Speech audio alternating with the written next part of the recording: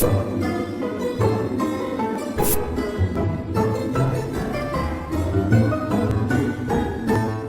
everyone, I'm Moody Boo and I am back with a new to me house and a single perfume review on Shabad Orangerie, I have issues with this word. Orangerie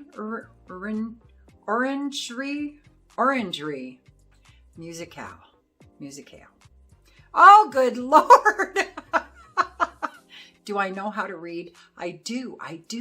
But there's certain emphasis and certain subtleties and nuances to the way other countries pronounce a word. I don't want to Americanize it. I get that. But can you just pick a way to say it and go with that? I try. So now that my internal struggle is external now for you all to witness, I do really want to talk about Shabad's Orangerie Musicale. So I hate neroli. I always have, since the template for neroli came out, which is Tom Ford's Neroli Portofino. What I consider the template. Neroli, in my experience, tends to add a soapiness. There's a really beautiful, sweet, citrusy, almost orange kind of an aroma to it, but I can't get past the soapy. And it's a hand soapy. It's the worst for me. Neroli Portofino. Let me put it to you this way. If on the entire planet, every perfume ever made that's out there still were to suddenly, spontaneously combust, and the only one spared from that disaster was Tom Ford's Neroli Portofino, I would start wearing Windex. I wouldn't wear it. I really don't like it. So, Door Prestige sent me samples, and one of the samples was by Shabad, Orangerie Musicale. And I was like, I left it in there because I took a sniff out of the thingy. I took the cap off and smelled the little decant, or the sample, the large sample. So I sniffed it and I was like, no, that's no roly. Because I don't do neroli. I know it's new roly, but it's a no roly for me. Again, I have a little PTSD from Neroli Portofino. So I put it aside and absolutely forgot about it until it was the last sample left from this latest batch that I hadn't tried. And I was like, oh, how can I say I'm a frag head if I'm chicken shit to try a perfume because I don't like it? So I was like, I'm spraying it. I'm giving it 3 sprays. Like, subscribe, ring the bell, ding, ding, ding. Boom, boom, boom. And I was like, yep, there's the neroli. And I waited for the soapy slam that happens to me with Tom Ford's. And I waited. And I waited. And that soapiness never showed up. Never once did it rear its ugly head and stink me out. It stayed orange and sweet and green and moist. I was floored. I was so surprised. I was absolutely shocked. I'm not even kidding you. And I went, smell this, to my husband. He was like, I don't know. I smell fruits. I don't know. What am I supposed to smell? What do you want from me? You're putting too much pressure on me. And then I went, okay, well, this isn't really your cup of tea, so I don't know why I did that. But I was so shocked. That's how shocked I was. So then I waited. And I was like, yeah, it's going to come. It's just this beautiful opening that's happening. But it's there. It's coming. I know. 2 hours went by and it just got more orange smelling. stayed sweet and bright, got a little warmer with the dry down. And I was like, okay, but that soapiness, it's still going to show up. I know it is. I know it. And I waited, and I waited, and I waited. It never showed up. Not once. Now, neroli Portofino isn't the only neroli perfume that I've tried. I tried several after neroli Portofino because I love the smell without the soapiness. It's a beautiful blossom. It's just this gorgeous, citrusy, bright, sweet kind of an aroma that is right up my alley. So I kept trying other neroli perfumes,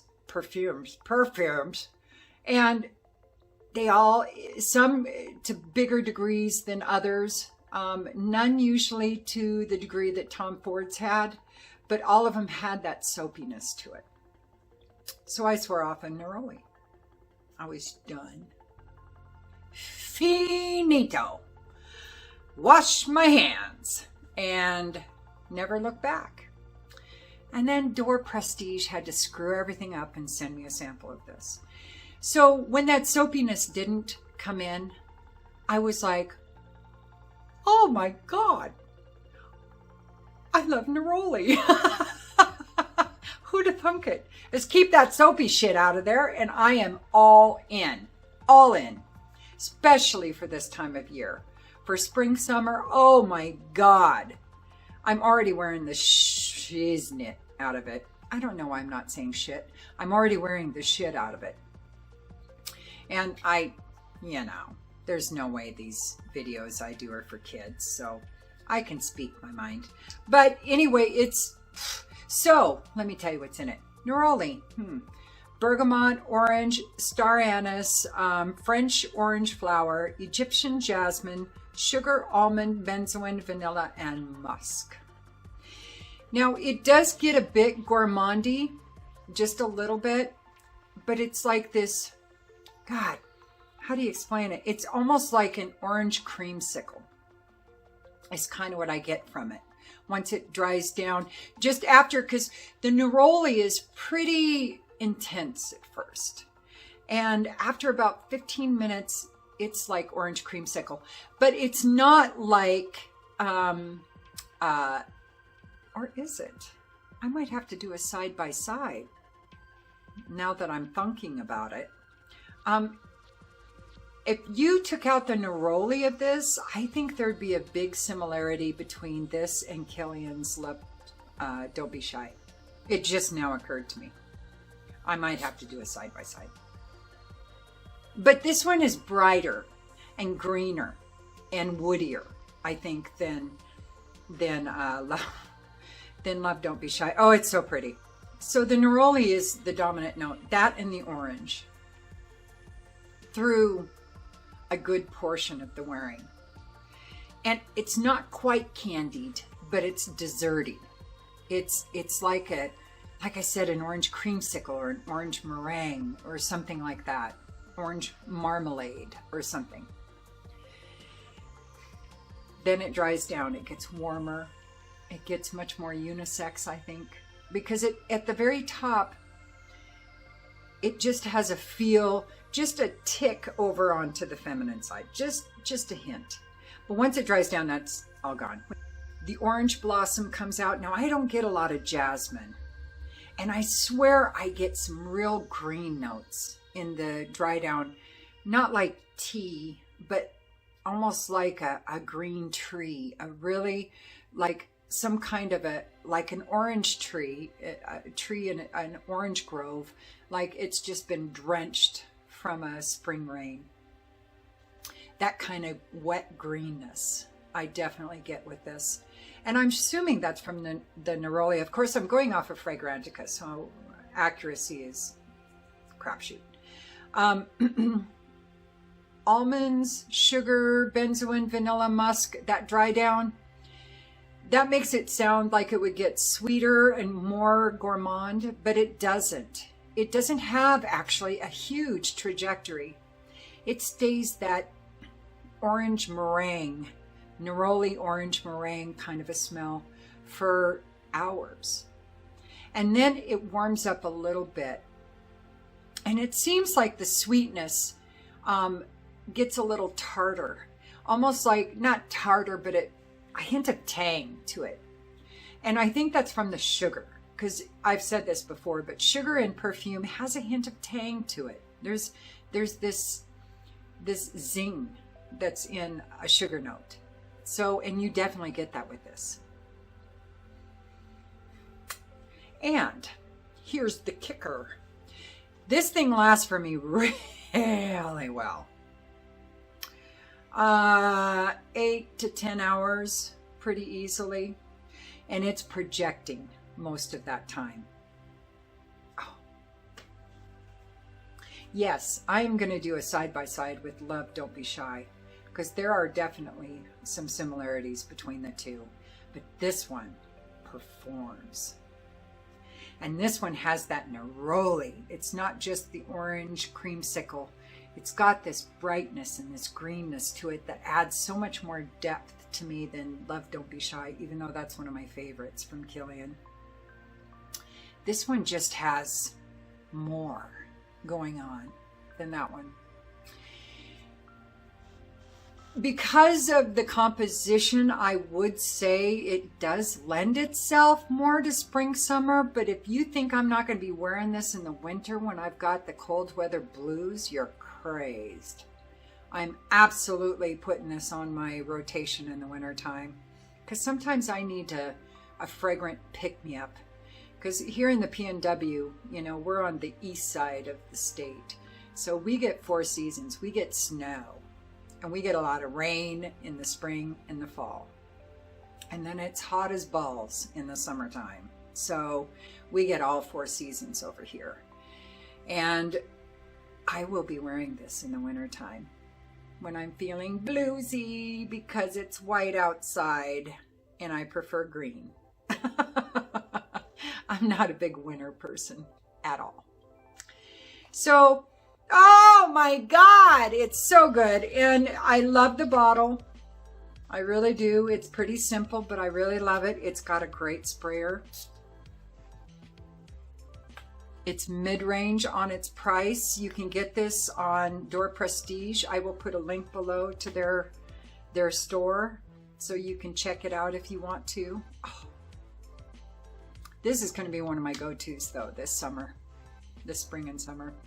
I have been wearing the shit out of it. I have such a big decant. I think it was a 2 ml decant that I've still got, I think, 1 or 2 wearings maybe left in it because 2 sprays is all you need of this. It performs that well. It projects past arm's length with 2 sprays for the first hour or 2. And then it comes just within arm's length.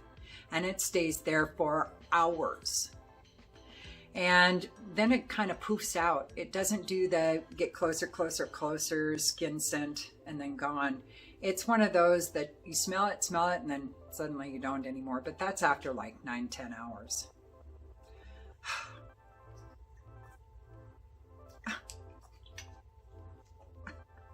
So I know because of neroli, that people are going to say, oh, this smells like neroli Portofino. Don't do that.